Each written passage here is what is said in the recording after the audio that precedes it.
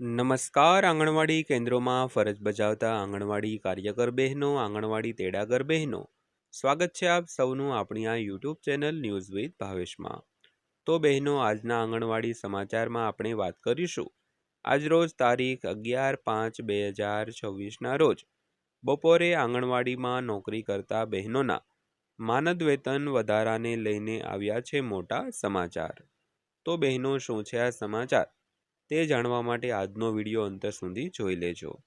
તો બહેનો, સૌથી પહેલાં વાત કરીએ તો ગુજરાત રાજ્યના જે નામદાર હાઈકોર્ટ છે તેમની દ્વારા આંગણવાડી બહેનો એટલે કે કાર્યકર બહેનો, તેડાગર બહેનોના જે માનદ વેતનને વધારાને લઈને એક અગત્યનો ચુકાદો આપવામાં આવ્યો હતો, જેને લઈને આજ સુધી આંગણવાડી બહેનોને કોઈ પણ જાતનો વધારો મળ્યો નથી.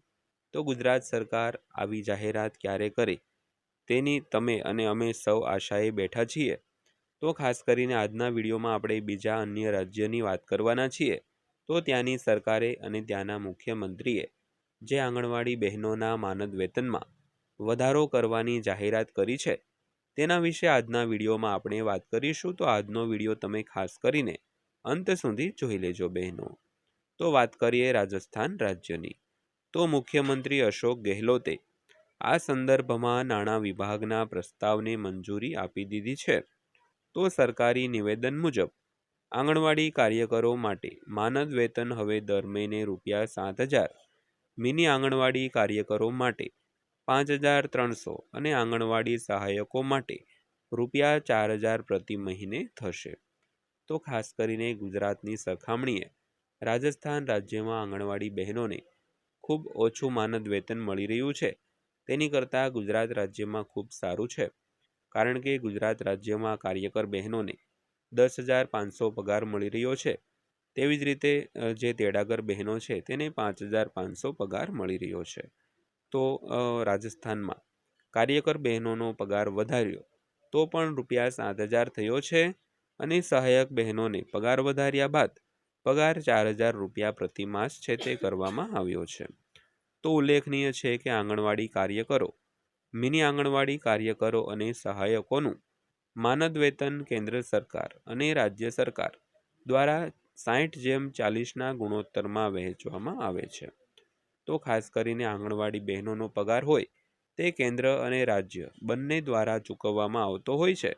તો ખાસ કરીને કેન્દ્ર સરકાર 60 અને રાજ્ય સરકાર 40, તેમ 60:40ના ગુણોત્તરમાં પગાર છે તે વહેંચવામાં આવતો હોય છે. તો ખાસ કરીને ઉદાહરણ દ્વારા સમજીએ તો જો આંગણવાડી કાર્યકર બહેનોનો પગાર ₹10,000 હોય તો તેમાં 6,000 કેન્દ્ર સરકાર ચૂકવતી હોય છે અને 40 એટલે કે 4,000 જે છે તે આંગણવાડી બહેનોને રાજ્ય સરકાર દ્વારા પગાર ચૂકવવામાં આવતો હોય છે. તો જો કે રાજ્ય સરકારના હિસ્સા પછી પણ તે આંગણવાડી કાર્યકરો, મિની આંગણવાડી કાર્યકરો અને સહાયકોને વધારાના માસિક ભથ્થા તરીકે ₹2,400, ₹1,750 અને ₹1,700 આપવાનું ચાલુ રાખે છે. તો આ વધારાની રકમ હવે દર મહિને અનુક્રમે ₹100, ₹50 અને ₹50નો વધારો કરવામાં આવ્યો છે. તો એક જોતા એવું લાગી રહ્યું છે કે આંગણવાડી બહેનો સાથે સરકાર મજાક કરતી હોય એવું, કારણ કે 50 અને ₹100નો વધારો એ હાવ નજીવો વધારો છે તે આંગણવાડી બહેનોને આપવામાં આવ્યો છે. તો બહેનો, આજની માહિતી વિડીયો અંત સુધી જોયો તે બદલ આપનો દિલથી આભાર.